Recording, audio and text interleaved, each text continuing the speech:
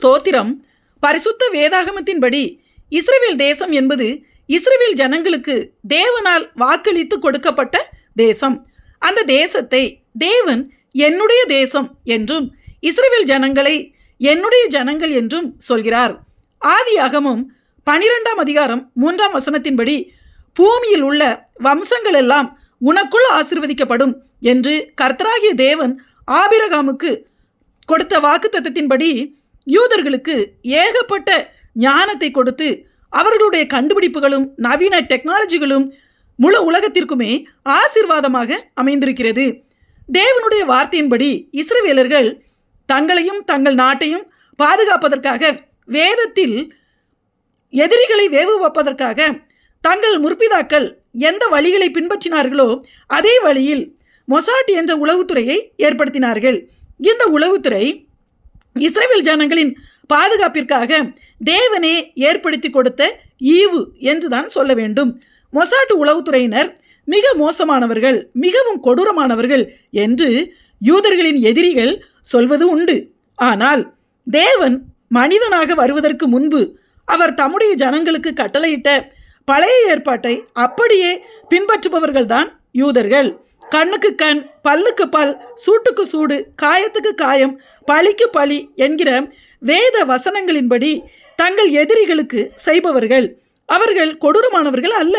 இஸ்ரவேலின் ராஜாக்கள் இரக்க குணம் உள்ளவர்கள் என்று வேதம் சொல்கிறது. ஆனால் தங்கள் தேசத்தையும் தங்கள் இனத்தையும் முற்றிலும் அழித்துவிட வேண்டும் என எதிர்த்து வருபவர்களுக்கு மாத்திரம் அல்ல, இப்படி மனதில் நினைப்பவர்களை கூட தடயமே இல்லாமல் அழித்து விடுவதுதான் இஸ்ரேலின் மொசாட் உளவுத்துறையின் வேலையாகும். மொசாட் உளவுத்துறையினர் உலகத்தின் எல்லா நாடுகளிலும் இருக்கிறார்கள். அந்தந்த நாடுகளில் உள்ளவர்களாலேயே மொசாட், அதாவது அந்தந்த நாடுகளின் அந்த குடிமக்களையே மொசாட் ஏஜென்ட்களாக மாற்றி உளவு பார்க்கும் அளவிற்கு திறமை வாய்ந்தது இந்த மொசாட் அமைப்பு. தங்கள் எதிரிகள் தங்கள் தேசத்திற்கு விரோதமாக என்னென்ன சதித்திட்டங்களை போடுகிறார்கள் என்பதை முன்கூட்டியே கண்டறிந்து எத்தனையோ உடனடி நடவடிக்கைகளை, சம்பவங்களை மொசாட் உளவுத்துறை நடத்தியிருக்கிறது. அவையெல்லாம் உலகமே இன்றளவும் அச்சத்தோடும் பிரமிப்போடும் பார்க்கக்கூடியவையாகும். அவைகளில் ஒரு சம்பவம்தான் ஆபரேஷன் முனிச், ஆபரேஷன் தேவ கோபம் என்று பெயரிட்டு மொசாட் உளவுத்துறை நடத்திய சம்பவமாகும். 1972ஆம் வருஷம் மேற்கு ஜெர்மனியில் ஒலிம்பிக் போட்டி நடத்தப்பட்டது. உலக நாடுகளெல்லாம் கலந்து கொள்ளும் ஒலிம்பிக் போட்டியை எப்படியாவது எவ்வளவு செலவானாலும் பரவாயில்லை, தங்கள் நாட்டில் நடத்திவிட வேண்டும் என்று உலக தலைவர்களிடம் பேசி மேற்கு ஜெர்மனி தங்கள் நாட்டில் ஒலிம்பிக் போட்டிகளை நடத்தியது. அதற்கு என்ன காரணம் தெரியுமா? 60 லட்சம் யூதர்களை கொலை செய்த ஜெர்மானிய சர்வாதிகாரியாகிய ஹிட்லர் என்பவனால் உலக அளவில் எல்லோர் மத்தியிலும் ஜெர்மனி மக்கள் மீதும் அந்த நாட்டின் மீதும் பெரிய அவப்பெயரும் களங்கமும் இருக்கிறது. எப்படியாவது தங்கள் மீது இருக்கிற இந்த களங்கத்தை போக்க வேண்டும்.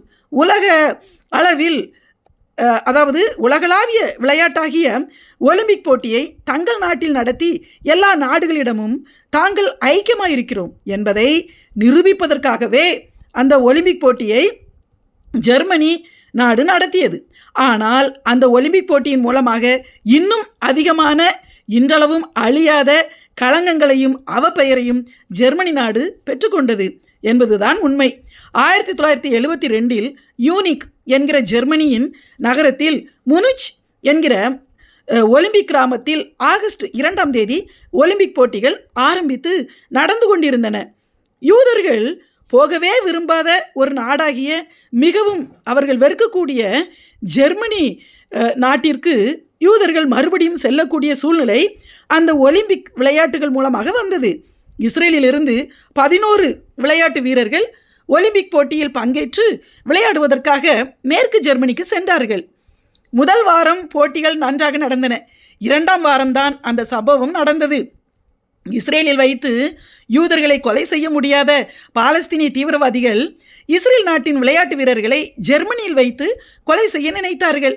எனவே ஏற்கனவே யூதர்களுக்கு விரோதமான ஜெர்மனியின் நாசி தீவிரவாதிகளின் உதவியை பெற்ற பாலஸ்தீனிய தீவிரவாதிகள் இஸ்ரேல் விளையாட்டு வீரர்கள் அந்த முனிச் என்கிற ஒலிம்பிக் நகரத்தின் எந்த பகுதியில் எந்த அறையில் தங்கியிருக்கிறார்கள் என்பதை தெரிந்து கொண்டு நிராயுதபாணிகளான அந்த அப்பாவி வீரர்கள் 11 பேரையும் பிணைய கைதிகளாக பிடித்தார்கள்.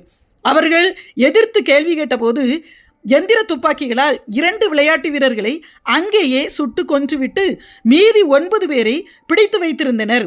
செய்தி உலகம் முழுவதிலும் பரவியது. அப்போது இஸ்ரேலின் பிரதமராக கோல்டா மேயர் என்பவர் இருந்தார். அவர் உடனே ஜெர்மனி அரசாங்கத்திடம் பேசி இஸ்ரேலின் அதிரடி படையை உடனே அனுப்பி தங்கள் நாட்டு விளையாட்டு வீரர்களை மீட்கப் போகிறோம் என்று கூறியபோது ஜெர்மனி அரசு இப்படி செய்தால் தங்கள் நாட்டுக்கு அவமானம் என்றும் ஜெர்மனியின் இராணுவத்தினரை பயன்படுத்தி தீவிரவாதிகளை மடக்கி வீரர்களை நாங்களே மீட்டு விடுவோம் என்று உறுதியளித்தது. மறுபடியும் கோல்டா மேயர் 2 முறை கேட்டபோதும் ஜெர்மனி அரசு மறுத்துவிட்டது. பாலஸ்தீனிய தீவிரவாதிகள் 8 பேர் இந்த சம்பவத்தில் இருந்தனர்.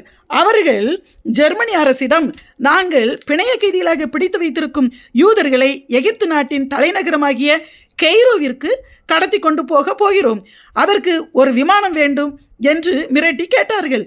ஜெர்மனி அரசும் அதற்கு சம்மதித்தது. அதற்கு காரணம், விமான நிலையத்திற்கு தீவிரவாதிகள் அந்த விளையாட்டு வீரர்களை கொண்டு வரும்போது தீவிரவாதிகளை கொன்றுவிட்டு வீரர்களை மீட்டுவிடலாம் என ஜெர்மன் அரசு நினைத்தது. ஆனால் அந்நாட்களில் ஜெர்மானிய இராணுவத்தினர் அவ்வளவு திறமையானவர்கள் அல்ல. விமான நிலையத்திற்கு தீவிரவாதிகள் விளையாட்டு வீரர்களை கொண்டு வந்தவுடன் ஏற்கனவே அங்கே காத்திருந்த ஜெர்மானிய இராணுவத்தினர் தீவிரவாதிகளை துப்பாக்கியால் சுட்டனர். இனி தங்களால் தப்பிக்க முடியாது என நினைத்த அந்த பாலஸ்தீனிய தீவிரவாதிகள் தாங்கள் பிடித்து வைத்திருந்த எல்லா இஸ்ரேலிய விளையாட்டு வீரர்களையும் கையெறி குண்டுகளை வீசியும் எந்திர துப்பாக்கிகள் மூலமாகவும் கொன்றுவிட்டனர். 8 தீவிரவாதிகளில் 5 பேர் கொல்லப்பட்டனர், 3 பேர் உயிரோடே பிடிக்கப்பட்டனர். இதனால் இஸ்ரேல் அரசாங்கம் மிகவும் கோபமடைந்து தங்கள் விளையாட்டு வீரர்களை கொலை செய்ய திட்டம் போட்ட தீவிரவாதிகளை மட்டுமல்லாது அந்த தீவிரவாதிகளுக்கு தலைவர்களாக இருந்தவர்கள் எந்த நாட்டில் இருந்தாலும் அத்தனை பேரையும் உயிரோடு கைது செய்யாமல் கண்டுபிடித்த உடனேயே கொலை செய்து விடுமாறு அப்போதைய இஸ்ரேலின் பிரதமராக இருந்த கோல்டா மேயர் என்பவர் மொசாட் உளவுத்துறைக்கு கட்டளையிட்டார். அப்போது அந்த தீவிரவாதிகளையும் அவர்களின் தலைவர்களையும் கண்டுபிடித்து அழித்த சம்பவத்திற்கு ஆபரேஷன் முனிச், ஆபரேஷன் ராத் ஆப் காட் என்று பெயரிட்டு, அதாவது தேவனின் கோபம் என்று பெயரிட்டு ஆரம்பித்தார்கள். மேலும் அதை செய்வதற்கான வேலையில் ஈடுபட்டிருந்த மொசாட் உளவுத்துறைக்கு, அதாவது அதில் 15 பேர் இருந்தார்கள் அந்த டீமில், அவர்களுக்கு கிடியன்ஸ், அதாவது கிதியோன்கள் என்று பெயரிட்டு 5 குழுக்களாக பிரித்து அவர்களை அனுப்பினார்கள்.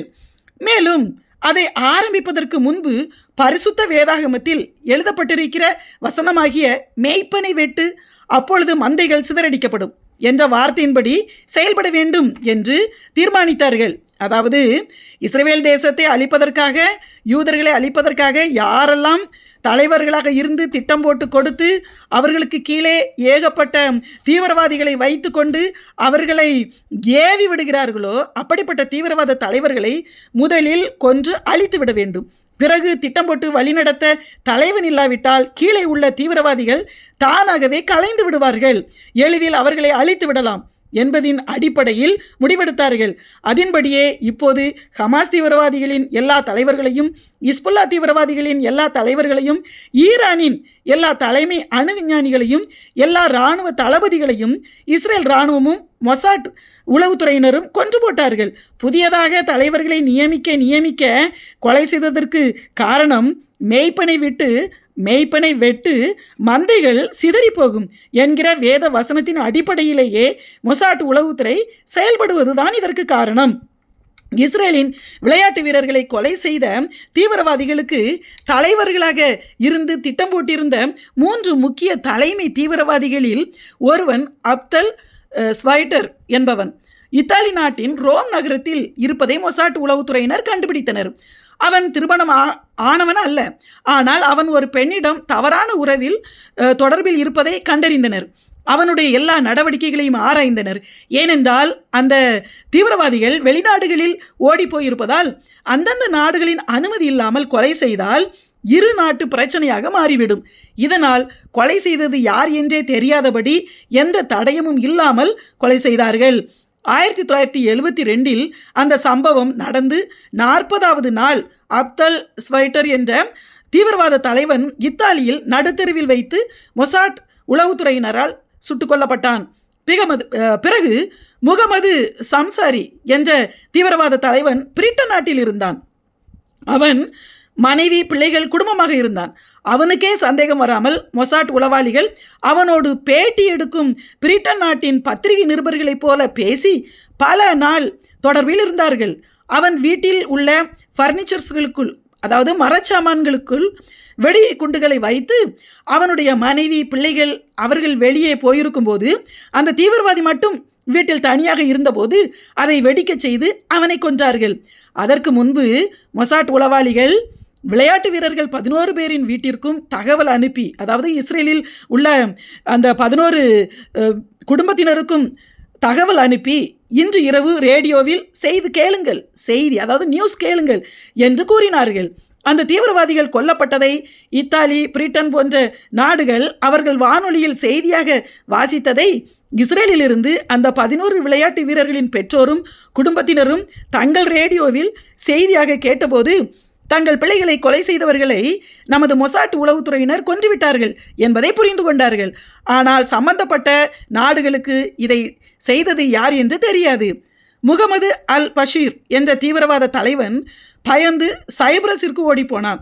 அவன் பதுங்கியிருந்த வீட்டில் அவன் கட்டிலுக்கு அடியில் குண்டு வைத்து அவனை மொசாட் கொன்றது.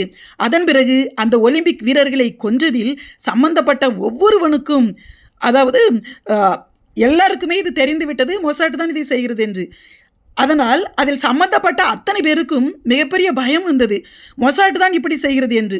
எனவே அந்த தீவிரவாதிகளும் தலைவர்களும் தாங்கள் ஏற்கனவே இருந்த நாடுகளை விட்டு வேற நாடுகளுக்கு உலகமெங்கும் ஓடி போனார்கள். அவர்கள் எங்கெங்கே ஓடினாலும் அங்கே மொசாட்டும் சென்றது. அவர்களை கொல்வதற்கு முன்பு இன்னும் 30 நாளைக்குள், இன்னும் 20 நாளைக்குள் உன்னை கொல்லப் போகிறோம் என்று முன்கூட்டியே பூங்கொத்துகளுடன் தகவல் எழுதி அனுப்பி சொல்லி கொலை செய்தார்கள். இன்றைக்கு கொல்லப்படுவேனா, நாளைக்கு கொல்லப்படுவேனா என்ற மரண பயத்தை ஒவ்வொரு தீவிரவாதிக்கும் கொடுத்து சம்பந்தப்பட்ட அத்தனை பேரையும் மொசாட் உளவுத்துறை அழித்தது. இப்போதும் ஈரானில் இஸ்ரேல் இதைத்தான் செய்து கொண்டிருக்கிறது. தன் இனத்தை அழிக்க நினைப்பவனை முன்கூட்டியே தான் அழித்து விட்டால்தான் வாழ முடியும் என யூதர்கள் செயல்படுகிறார்கள். உலகத்தின் கடைசி நாட்களில் இஸ்ரேல் தேசத்தை சுற்றிலும் இருக்கிற எல்லா ஜாதியாருக்கும் எருசலேமை தத்தளிப்பின் பாத்திரமாக வைப்பேன் என்றுதான் தேவன் சொல்கிறார். கடைசி நாட்களில் யூதர்கள் உலகத்தில் எப்படி இருப்பார்கள் என்று வேதம் சொல்கிறதோ அதுதான் நடக்கிறது. அதைத்தான் சொல்லியிருக்கிறோம். இஸ்ரேல் தேசத்தையும் யூதர்களையும் பிடிக்காதவர்கள், கேள்வி கேட்பவர்கள் பைபிளை முதலில் நன்றாக வாசியுங்கள். அதில் இதற்கான எல்லா பதில்களும் இருக்கின்றன. நமக்கு இஸ்ரேல் தேசத்தை தேவன் அடையாளமாக வைத்திருக்கிறார்.